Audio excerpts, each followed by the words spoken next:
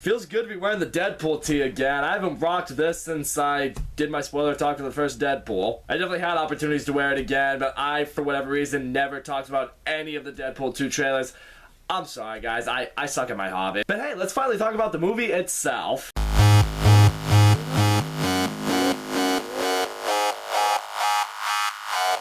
Deadpool 2 is the much anticipated sequel to the highly loved and highly successful Deadpool. Now, as most of you may know, or for anyone who's new to my channel, I absolutely loved the first Deadpool. That movie was everything I wanted it to be. It was hilarious, it was action-packed, it was original. Ryan Reynolds proved to everyone that that was the role he was born to play. It was everything I wanted it to be and more, and I think I speak for a lot of people when I say that. But as it usually goes in Hollywood, when a movie is that loved by fans and makes a lot of money at the box office, generally speaking, a sequel or two is going to be made. So now 2 years later, we got Deadpool 2, and now I'm about to talk about it. Now that is my official spoiler warning. If you're one of the 3 people in this world who hasn't seen Deadpool 2 yet, I think you should see it, because it's quite good. So we do see right out the gate that Wade Wilson is basically doing what he left off doing in the first Deadpool movie. He's still a mercenary, he's still Deadpool, he's still tracking down bad guys and killing them really brutally. We also see that he's still in a relationship with Vanessa, and on this night, their anniversary, Vanessa tells Wade, hey, I want to have a baby, and Wade is totally on board with that. But soon we discover that one of the bad guys that Deadpool was trying to kill, he had gotten away from them, he tracked them down to Wade and Vanessa's apartment,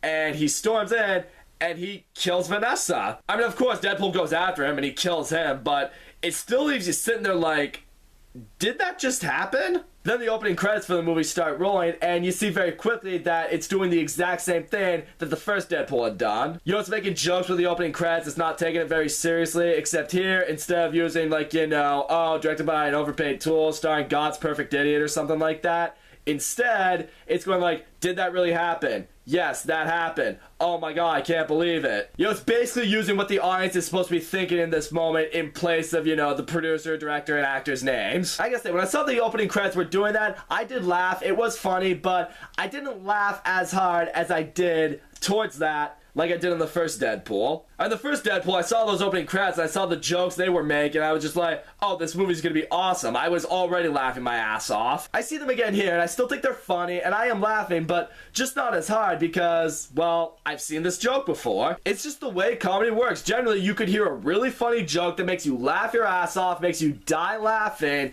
and then you'll hear the joke a second time, and maybe you'll still laugh, but not as hard because you've heard the joke before. It's, you know, it's not original anymore. I'm not gonna knock Deadpool 2 super hard for that because Deadpool 2 is a sequel, so it's not supposed to be as original, but at the same time, I can't ignore that. I will also say, I wasn't the biggest fan of the movie killing off Vanessa just because of, you know, how pivotal she was to the plot in the first Deadpool. I mean, you know, the whole first Deadpool, I mean, first half's basically a romance between Vanessa and Wade Wilson, and then eventually it's, you know, Wade trying to save Vanessa and then show to her that, you know, hey, I'm fucked up looking now, but, you know, they agree to still be a couple. I don't know, to have someone who played that much of a role, who had that much significance to the first movie, to see her just get killed off within the first 5 minutes, me personally, I was a little disappointed by that. So after all that happens, Deadpool goes back to the X-Mansion, he reunites with Colossus and Negasonic Teenage Warhead. And what I do like seeing with Wade is, you know, he's kind of broken down, you know, he lost his girlfriend. I mean, he was gonna marry her, he was gonna start a family with her. Here he feels in this moment, I guess joining the X-Men could act as a form of therapy, could be a form of healing for him. We do get some pretty funny jokes though. There is that one moment in the X-Mansion, he's talking to Colossus and Negasonic Teenage Warhead, and makes jokes like, okay, this is ridiculous, why can't we bring in more X-Men? I mean,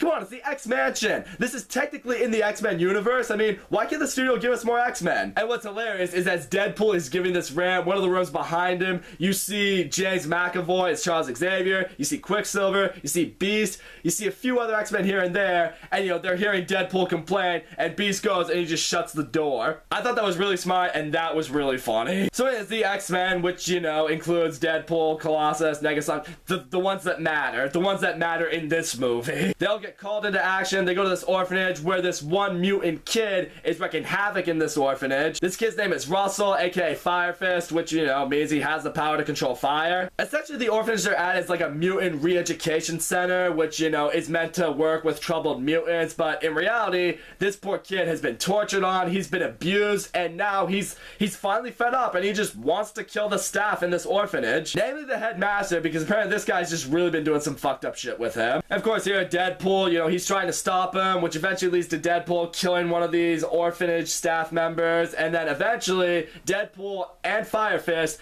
they get strapped with these collars that suppress their mutant powers, and then both get thrown into the ice box, which is a jail for mutant criminals. What else had me thinking of this one was, like, when the collar was on Deadpool, I was thinking, like, wait a minute. He still has the cancer in his body. If that thing is disabling his powers to heal, to regenerate, isn't he just eventually gonna die? And yeah, they do address that as, you know, Wade is in prison with the collar on him, you know, his cells can't regenerate his cancer, and, you know, as a result, he's slowly but surely now dying. So anyways, as we all remember from the Deadpool post-credit scene, they told us that Cable was going to be in this movie, and yes, Cable now finally shows up in this movie, played by Josh Brolin. Boy, he's having a hell of a summer, huh? He basically immediately goes from being Thanos to being Cable.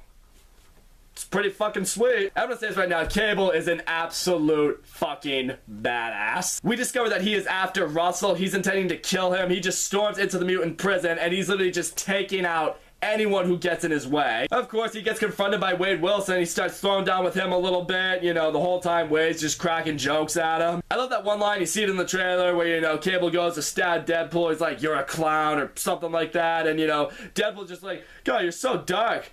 Are you sure you're not from the DC universe?" Yeah, that line was already in the trailer, but it was still funny. During the scuffle, though, Deadpool is able to get himself and Cable out of the prison, away from Russell, who, in the meantime, has been associating himself with one of the bigger, badder, more isolated mutants in the prison. I'll touch more on who that is later. It's as of right now, Wade has, like, another vision of Vanessa, and Vanessa tells him, it's like, "You should save this boy." And, you know, Wade starts to think to himself, yes, you know, maybe I should. That would give me purpose. And, you know, from here, he goes out and he brings the X-Force together, which consists of various superhero mutants, maybe, that I just don't really know too much about. Domino's one that gets recruited. She's definitely the most important one. I will explain why in a minute. And then the others that get recruited include of Terry Crews, Bill Skarsgård, an invisible character who ends up being played by Brad Pitt. Oh yeah, and then this normal, regular, everyday guy named Peter just walks in, asks to join, and, you know, it's that scene in the trailer, Deadpool's like, "Yeah, okay, you're in." What makes that scene even funnier, though, in the movie is the fact that Dopender has been trying to prove himself throughout this movie, that he can be a mercenary, he can be a member of the team, and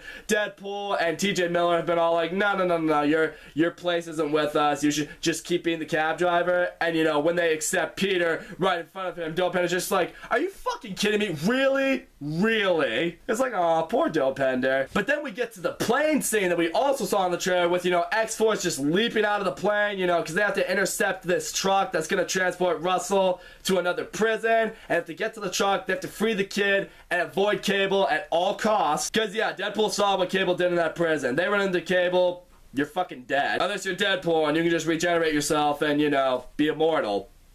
Everyone else would die, though. And that's it. I saw the trailer, and has you thinking to yourself, like, alright, X-Force is going to play a very big role in this movie. They're going to be, you know, big supporting characters. They're going to be, you know, a team that works with Deadpool to defeat Cable. Something like that. A lot of theories were going around. And literally, as every single one of them, with the exception of Domino, jumps out of the plane, they all literally end up dying. Your invisible Brad Pitt gets caught in these power lines, gets electrocuted. Bill Skarsgård winds up in a fucking wood chipper, and then he spews acid on Peter. Peter just burns to death and dies. It's like, oh, alright, I guess that's where they're gonna go. I guess that's the route this story's gonna take.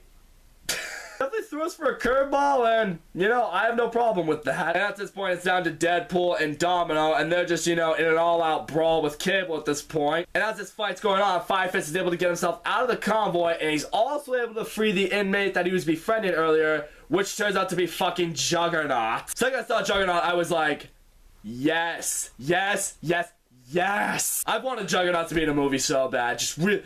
It's fucking Juggernaut. I do love when Deadpool sees Juggernaut, he's kind of fanboying out too. Literally, Juggernaut just grabs Deadpool and just rips him the fuck in half by the waist. And the ironic part, well, not really ironic, but the weird, sick, twisted, hilarious part is the fact that as that happens, Deadpool is still kind of like fanboying out from that. It's like, I just got ripped in half by fucking Juggernaut. This is so cool! So with that, Juggernaut and Fire Fist, they leave because they're gonna go kill the headmaster of that orphanage that was torturing Fire Fist. And yeah, at this point, Deadpool's just carried away by Domino on her back like fucking Luke carried Yoda in Empire. So now Wade is currently recovering at the house of his old black blind roommate from the first movie. And here, the movie's kind of playing off like what happened in the first movie when Deadpool cut off his hand and as it was growing back and turned into a little baby hand. In this case, because his entire bottom half was just ripped apart, everything's just growing back, so now he's just got little baby legs just chilling on the couch. Which again, I will say is funny, but at the same time, I didn't laugh as hard because at the same time, it's a joke we've seen before. It's still funny, it still made me laugh, but it's not original. But anyways, it's finally at this point, Cable confronts Deadpool, peacefully. He's just like, look, I need to explain to you right now why I'm doing what I'm doing. Because what I did appreciate is for a while, we don't really know why Cable is essentially going after this kid. We just know he's been sent back in time to kill this kid. And at this point, Cable tells Deadpool that once that kid kills that headmaster, he gets a taste for blood, he turns into a murderer, he kills a bunch of people,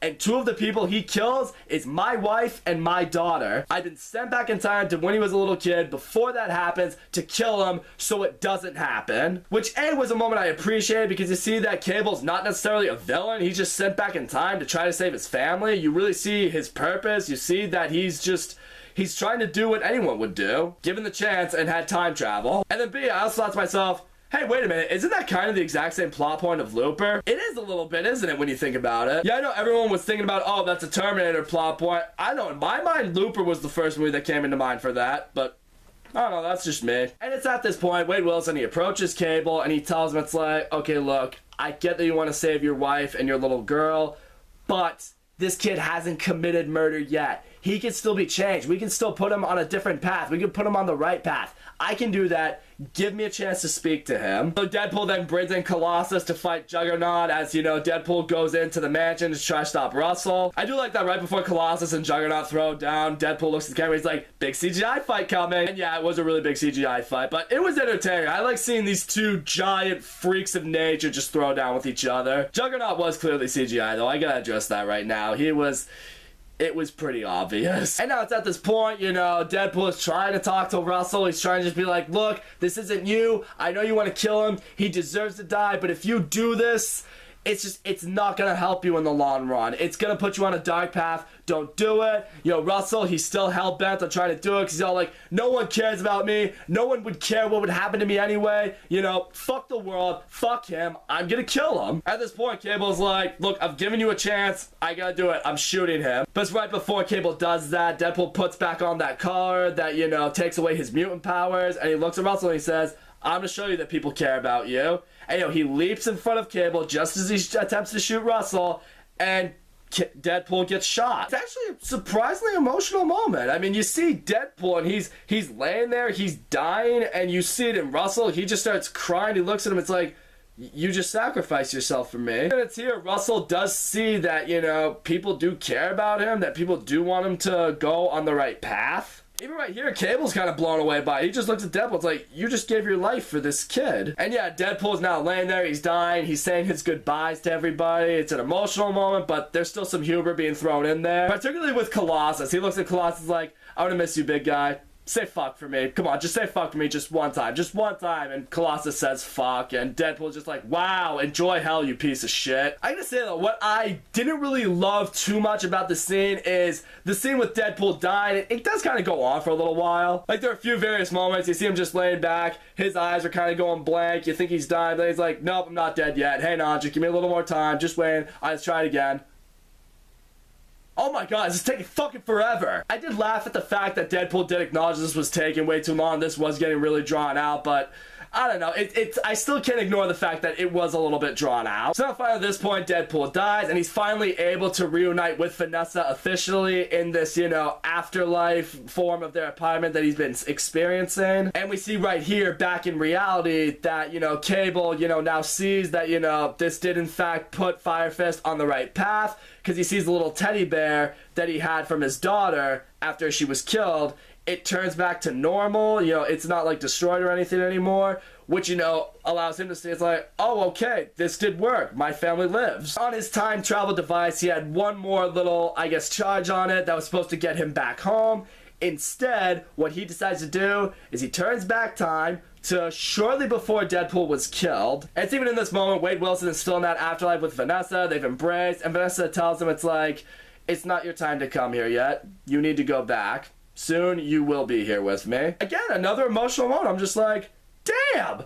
I didn't think Deadpool 2 was gonna take this route. Holy shit, this is actually getting to me a little bit. And this time, you know, before Deadpool goes to talk to Fireface, Cable kind of gives him a little pat on the chest, like, good luck or whatever. And this time, when Deadpool jumps in front of Cable's bullet, and Deadpool gets hit by the bullet, you see that Cable had put Deadpool's token from his first date with Vanessa. That token essentially blocked the bullet, so, you know, Deadpool lives. Deadpool's not gonna die now. You know, they all realize it, and, you know, Firefist is still now on the right path because he still sees that Deadpool would have sacrificed himself for him. But everyone also realizes, Deadpool realizes, he looks at Cable, he's like, wait a minute, this means you can't go home now. And Cable's just like, you know what, I think I'm needed here for now.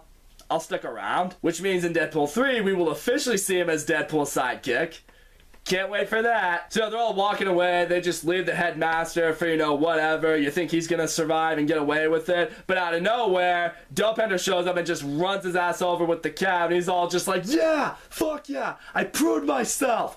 What now? Gotta end the movie with a joke. Actually, no, the movie doesn't end there. We actually get a mid-credit scene, which I'm gonna tell you right now, this might be the greatest mid-credit scene ever. The mid-credit scene for me might have been the funniest part of the movie. And that's not me knocking the movie, saying like, oh, the movie wasn't funny until the very end of the movie. No, I just honestly, genuinely think for me, the mid-credit scene was the most hilarious part of the movie. That's what made me laugh the hardest. Like a Sonic Teenage Warhead and her girlfriend are able to repair time travel watch. They give it to Deadpool. He's like, I'm gonna go back, I gotta take care of some things. First thing he does is he goes back in time and he stops the guy from killing Vanessa, so now Vanessa lives, which now has you wondering, wait a minute, is she now going to be in Deadpool 3? Is she not gonna be in Deadpool 3? Is this like a multiple universe thing? Does this mean that none of the events in Deadpool 2 essentially happen? Or do they? Time travel is confusing. I do kind of hope Vanessa comes back for the third one, because I really do just like her character, but I'm not going to expect anything yet. But then we get to a moment later on when we see a scene from X-Men Origins Wolverine when that version of Deadpool, you know, that shitty Deadpool, was going to take on Wolverine. And out of nowhere, the real Deadpool, well, you know, this movie's Deadpool, he shows up and he kills that Deadpool. The second I saw shitty Deadpool, I was like, oh, fuck yes. I was already pissing myself laughing. Deadpool just shows up, shoots him in the head, and then he just looks at Wolverine and it's like, hey, don't mind me, I'm just fixing everything. Like, everything. Alright, see you later. I was just like, yes, thank you. Thank you, Deadpool 2, for making that happen. Thank you. Oh, it made me so happy, because seriously, fuck that movie. So all in all, Deadpool 2 was a really good movie. Ryan Reynolds just so owns the role as Deadpool. He's everything you could want in Deadpool, and you really see the passion in his acting. You can really tell that this was a movie he wanted to be made, just like he wanted the first Deadpool to be made. It's great seeing an actor who really is behind this kind of project. Josh Brolin was great as Cable. I really liked seeing his story develop more as it went along. Domino was fucking badass in this movie. It actually makes me thinking, you know what?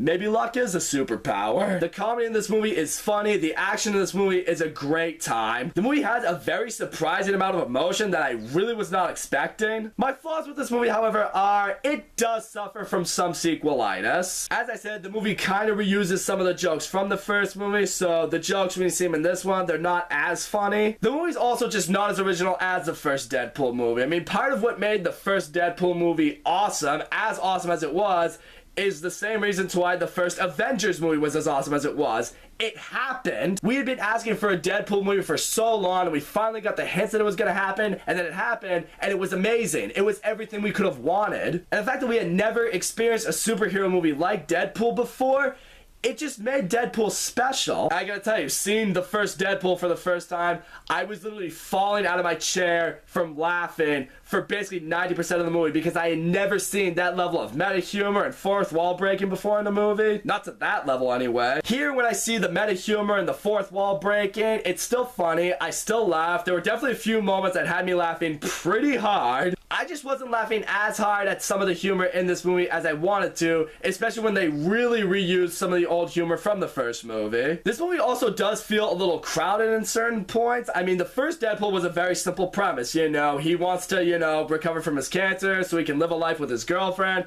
That's about saving his girlfriend and stopping the bad guy who made him look like he is. In this movie, a lot more is going on. You know, at first, he's trying to get over Vanessa's death. Then he's trying to stop Cable. Then he realizes who Cable is. And then, you know, it's basically, you know, trying to help the kid, you know, give Cable a chance to see that there is good in the kid. A lot more happens in this movie because I get it. Some sequels want to go bigger. They want to go bolder.